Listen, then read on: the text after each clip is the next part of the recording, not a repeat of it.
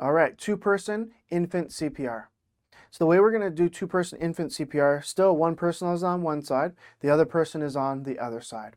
One person is going to do the compressions, the other person is going to keep the airway open into neutral position and give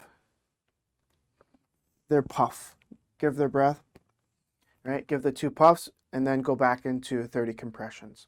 Okay, so you can still compress just like that with 2 or 3 fingers right in the center of the chest. All right, another way, you could slide down towards the bottom of the baby and do what's called the 2 thumbs encircling hands technique. And so you slide down towards the bottom and compress like this. So this is taught in a healthcare professional class. That just frees more people up. If you're here and someone else is here, you're just really close because the infant is small.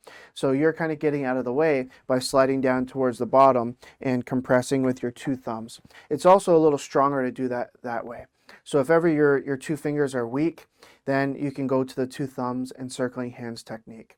All right, that's a backup. That's what we teach in the healthcare professional course, but it's always better to do effective CPR than waste your time just trying to do 2 or 3 finger CPR if your fingers are bending back or your fingers are sore, right?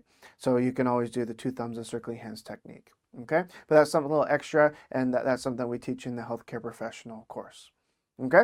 So that's how we're going to do a one-person CPR scenario. And then we can add that second person in, one person on one side, the other person on the other side. One person's giving compressions, the other one's giving the breaths. All right, so let me run it from top to bottom and show you what I expect from you.